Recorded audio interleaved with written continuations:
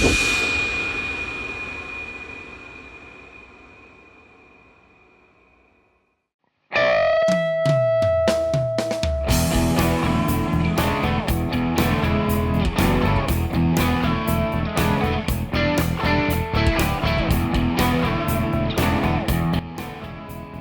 yeah. So you can think of this as kind of like your uncle's slideshows when he went to Disneyland. That's kind of how it's going to be. I'm going to show you where we went to the Budleigh Salterton Literary Festival, the Exeter Comic Con, and the London Book Fair, and I'm going to show it to you kind of as I experienced it. So rather than it being very polished, I'm just going to show you as we went through the experience. First of all, we always start off at the Plymouth railway station. From there we get to go wherever we need to go. There's our trains. It's the Great Western Railways. We love them. We prefer them. We always feel at home when we travel with them. And it was an early morning to get to Budleigh Salterton. It was a lot of early mornings in a row, because we had the Budleigh Salterton on one day, the Exeter Comic Con on the day after, and then the London Book Fair in the week after that. So we start early, we show up at the station, and then from the station we travel all the way. It's about an hour's trip away, and we get to Exeter St. David's. That's this station over here. It's actually quite a cool station. There's a bit of a story there. This is actually the station where the founder of Penguin Books first thought of starting Penguin Books. Penguin Books, of course, now one of the big 5 publishers in the world, and he had the idea for it right here at Exeter St. David's.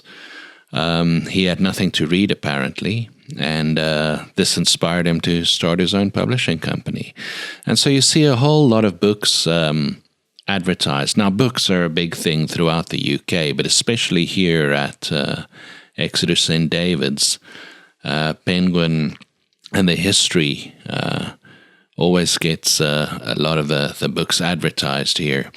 But then again, the UK is a reading country, so you see books advertised everywhere. There in the distance, you see 2 books, or 2 posters for books. So, Exeter St. David's, this is where we get to Exeter, into Exeter from Plymouth, and then from there, we need to head further along. And we do. We go to... there's a plaque that says Sir Alan Lane thought of Penguin here. There's also a cool vending machine at Exeter St. David's, which is kind of cool. You can buy a book without interacting with a human being. That is a lovely thing. Once we get to Exeter St. David's, from there we actually have to continue on, and we go to Exmouth from there. Exmouth is a very lovely town, just outside of Exeter. We take the train from Plymouth to Exeter St. David's, and then from Exeter St. David's we go to Exmouth. Once we get on the train, we head off. There's always so much to see along the way, and it's always a nice trip. It's far nicer than driving. We much prefer it. This is the Exmouth city centre, so we kind of love it here. And from here, we take a bit of a break, and then we're going to take a bus to take us the rest of the way to Budleigh Salterton. Bus trips are always fun as well. In the UK, you can pretty much get anywhere you want with a train and a bus. Sometimes it's an interesting crowd, and sometimes it's a fun crowd. But along the way, you see beautiful churches or some parks, or there's always something interesting to see, no matter where you go. And we kind of like the train and the bus. It's a way to travel that makes you feel part of the world, part of the city, part of the community. We kind of love it. These old phone booths throughout the UK, you can now see a lot of them have been converted into these mini little libraries. So we got to Budleigh Salterton. That's the Budleigh Salterton Public Library. And despite this festival being advertised, we couldn't find a sign of it anywhere. So it's a lovely town, and we walk around looking for this festival, and we could find nothing. But it's still worth the trip. It was a big anticlimax for our trip to the place. But then when you have views like this and sights like this, you get rewarded even if you don't get what you're looking for. That's a big thing with the way we travel. We always find something interesting, something beautiful to see, even if it's not what we planned. So Budleigh Salterton has a very rocky beach. So in Exmouth, it's a sandy beach. So there are sandy beaches and some lovely ones in the UK, but here in Budleigh Salterton, it's very rocky, and still there's a charm. Hey, we found a poster. Apparently there was a literary festival on, but all it involved was lectures in one church hall. So the big action apparently is in the August festival. There's not much happening in spring, but we were here anyway, and yeah, a bit of an anticlimax, to be completely honest. We didn't feel like going to one of the lectures necessarily. We thought there was going to be a bit more books, at the literary festival. But apparently it was all about the lectures in the church hall. Still, it's a charming town, and we didn't quite get what we wanted, and that's the way life goes. There is, this is where the lectures took place, inside that church building, which is all sweet, but yeah, it doesn't really help us. So, all the way back by bus, and then the next morning, back to Exeter, back to Plymouth, and the next morning we were on the train again. We went to Comic Con. We knew we were on the right bus when we started seeing all kinds of interestingly dressed people. And this was the Exeter Comic Con. This was the hall. So it's not totally big. It's a nice regional little Comic Con, but there's cool things to see. Game of Thrones and all kinds of cool toys and really nice books and really nice comics, and there's cosplay, and there's t-shirts, and there's artworks for sale, and people are dressing up. It's a lot of fun. However, we had to move because the next morning early we had to leave for London. And we're back on the train. Now, at this stage, we're already tired because we've had 2 long day trips out, the one to the festival that wasn't, and the one to the Comic-Con. And now it's a 3.5-hour trip to London to go to the book fair, which was a week-long affair for us. And we always do some sightseeing. This is Paddington Station, where we arrive in London, and there's always so much to see in London, so we make sure we always have a little bit of a trip as well. You always see beautiful buildings like this. This was very close to where we lived and where the festival was. It's just beautiful houses. The architecture is really something. And also the stations, as you navigate from station to station, you see all these buildings, some of them modernist, some of them, quite old and charming, some of them very futuristic, and like this was in Canary Wharf, I think. And so, yeah, when we get to London, we always take a couple of moments just to see a thing or two. London's overwhelming, so every time we go for business, we do 1 or 2 things just to see the city and see what the place is all about. And this time we went to Canary Wharf, which is kind of an out-of-the-way business area, not a very touristy area. Lots of high-rises. You kind of have this modern city vibe. London is really a collection of villages, and some of these villages have skyscrapers, but it's not really one place. It's this collection. It's this hodgepodge of different places. Canary Wharf has a vibe of its own. And depending on where you go in London, you get different vibes. Here we wanted to go to a garden that's on top of a building. So we found it. It's the Crossrail place, and we managed to find it. But first there was the awe and the inspiration of all these high-rise, modern, elegant, beautiful skyscraper kind of buildings.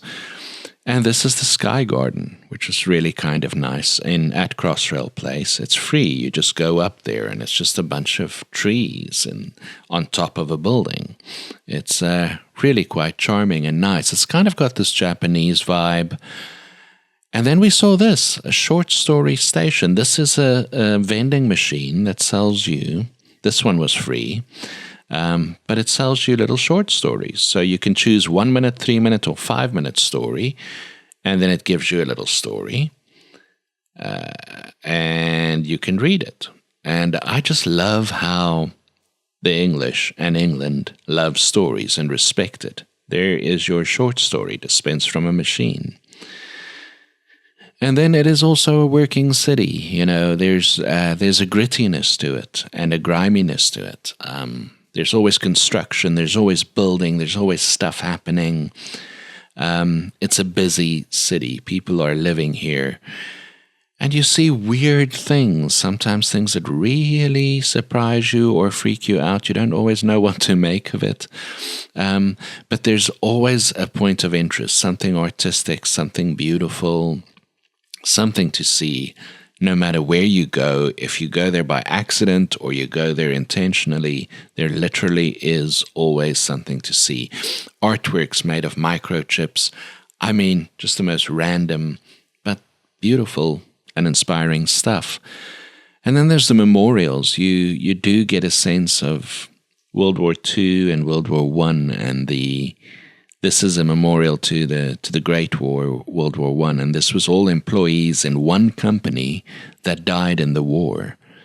And you start to respect and realize, you know, what it took to secure freedom. One company, they lost all those people. And I mean, it's beyond thinking how many people, how many colleagues gave up their lives. It's just shocking. It's still raw. London, of course, has some great food. We had some good burgers. I'm not going to lie. We cheated on our diets. We always do when we go to London. There is some very good food throughout. We had good Israeli food with brother-in-law. We also had these lovely fries in Southwark, which is a very vibey kind of area. I always think of Southwark as my London. But yeah, once we got tired of all the fancy people in Canary Wharf, we went to Southwark. And then it was time for the book fair itself, which was in the Olympia Stadium. And the first thing that struck me was just how many people attended this thing. I mean, there were thousands and thousands of people.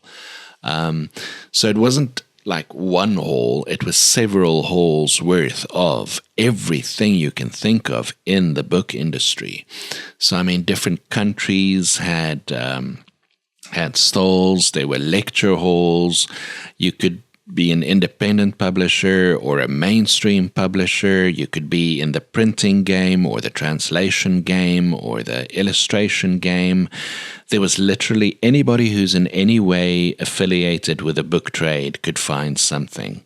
The big publishers are all there, the Simons and Schusters and the Random House, the Penguin Random House. There's all the big names, and then the different countries. Estonia was there, and France, and then the services for the book trade. There was a rights negotiation center. It was just absolutely crazy. If you're in the book trade, you need to attend this at least once. Whether you sell books, write books, publish books, provide services around books, want services around books. It's not really a place to sell books per se. It's more for the industry, but it is absolutely inspiring to go. You see so much, you learn so much, and it's absolutely worth your while to go. I thoroughly enjoyed it, made some good contacts, got some good service suppliers, And I think it's worth going at least once every couple of years, if not every year. Oh, this was all the best-selling books. That's actually the record breakers of best-selling books there. But it's not just it's so big you can get lost. It's 3 days. It's action-packed. You walk thousands of steps. It's absolutely worth it. And there's also some pitfalls. I would be careful. There are some people that I think don't offer value for money. There is this sub-industry that kind of prey on wannabe writers. So do be careful who you do business with. Check the bona fides. Make sure you understand what you're getting for your dough. But yeah, it's just amazing. From academic publishing to children's publishing to like art publishing, you name it, it's there. And there's tons of stalls and deals being done left, right, and center, and just book printers showing you the latest papers and the latest covers, and there's just so much to see. So it's absolutely inspiring, and you realize just how big the publishing industry is, and just how many people are involved at how many levels on it. So if you're at all into the writing game or the publishing game or even the reading game, it's worth going once. And then, of course, you need to take a break from all that, and you walk outside, and everywhere you go in London, there's something to see, again, with the beautiful buildings or just interesting shapes, interesting places. No matter where you go, there is something to see. And then we met this German children's writer, and they have these secret code books that's just so fun for the kids. So there's really a lot of stuff that you wouldn't ordinarily see that's available. I mean, I wish I had these cool secret code books when I was a kid. None of that cool stuff. We had to be happy with Hardy Boys. And then you see cars you would not see anywhere else. Because you're in London, and you make the most of it. You go to the book fair, but you also see other things. So one of the things we did is we went to this artist's house, Lord Leighton, who was this artist, and he just collected all this incredibly beautiful stuff for his house. And we attended the house, and he just had, this is like an Arab-inspired room in his house, and he did the roof up like that. It's absolutely astounding. His artworks are truly inspiring and beautiful, but his house, just for the sheer collection of treasures and beautiful things he had, just amazing. So yeah, this is the kind of thing that happens when you go and you're not writing the books, but you're selling the books. You have all these trips that you have to take, and you go and you attend the festivals and the Comic Cons and the whatevers you need to move books. This is the fun part, but it's also exhausting and tiring. So you get to see beautiful things like this and beautiful places like this, but it all kind of comes at a cost. And by the time you get home, you are truly, truly exhausted. And this was just a little quick tour of what we did to the London Book Fair 2025. And I hope you enjoyed tagging along, and we'll see you next time.